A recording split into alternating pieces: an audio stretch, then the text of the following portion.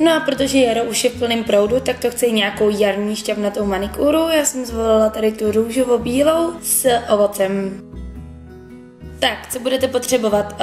Pokud máte svoje nehty, tak určitě nějaký dobrý base coat. Pokud máte jako já normálně umělý, tak base coat vám absolutně v ničem nepomůže. Takže se rovnou vrhnu na lák, protože jsem říkala, že to bude jarní, takový šťavnatý ovocný look. Tak tady mám lák z kolekce od Essence Fruity. Potom ze stejné kolekce mám i to ovoce na nehty. Pokud jste zdatný, můžete udělat nějaký svoje vlastní s firma, jinak samozřejmě se to dá objednat všude možně, myslím si, že na eBay určitě. Protože vím, že máte rádi Essence, tak mám tady i bílej lak od Essence, ten je z kolekce 50 Girls Reloaded. No a potom tady mám nějaký kamínky, vatubku, nebo šťourátko do uší, chcete-li, odlakovač. A potom štěteček, tady to je štěteček na linky od Alverde, ale já bohužel teď u sebe nemám žádný jiný, takže použiju tenhle ten.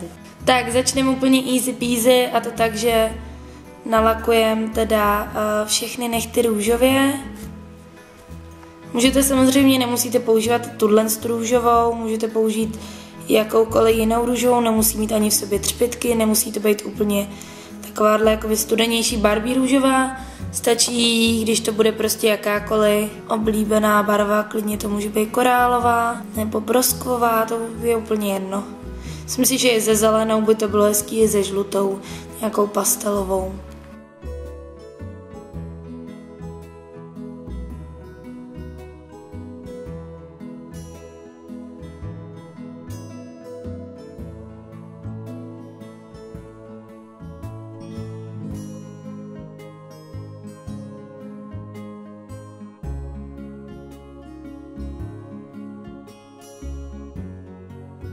Tak, teď si vezmu tady tu bílou, dám do ní ten štěteček, ale je ten docela tlustý, ale snad to s ním půjde.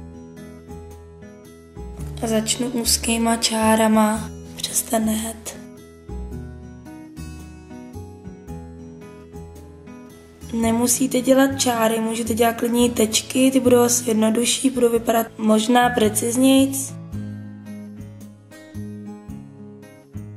Já většinou, zvlášť teď teda, když mám hodně takový debilní štětec, který je takový hodně tlustý a blbě se s ním dělají ty čáry, tak snad asi radši vynechám tuhle věc na téhle ruce a udělám třeba radši dva designy na jedný, na té levý, na který, protože jsem pravoruký člověk, tak radši udělám dva designy na jedné ruce. Radši budu mít dva hezký precizní designy na jedné ruce, než abych měla na obou a na jedný to vypadalo prostě blbě.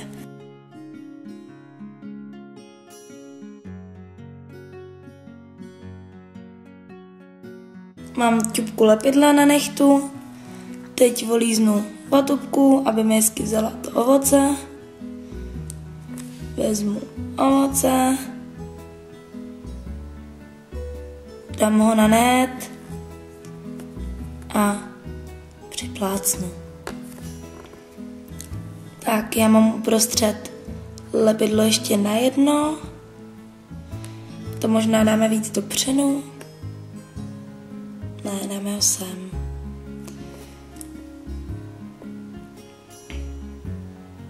Normálně ho pořádně přitlačíme. Dopředu dám takhle kapičku ještě to lepidla a dám tam kamínek. Ono to ovoce není úplně zahnutý podle vašeho nehtu, takže tam v klidu se nebojte, nemá připlácnout nějak, přilepit. Tohle se i hezky ohybá, takže bude hezky držet.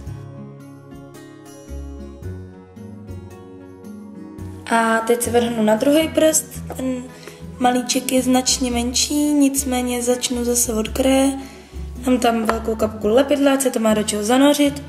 Mrknu, co mám na prstě, na tom prvním, máme tady pomeranč. Sem nahoru dáme kamínky.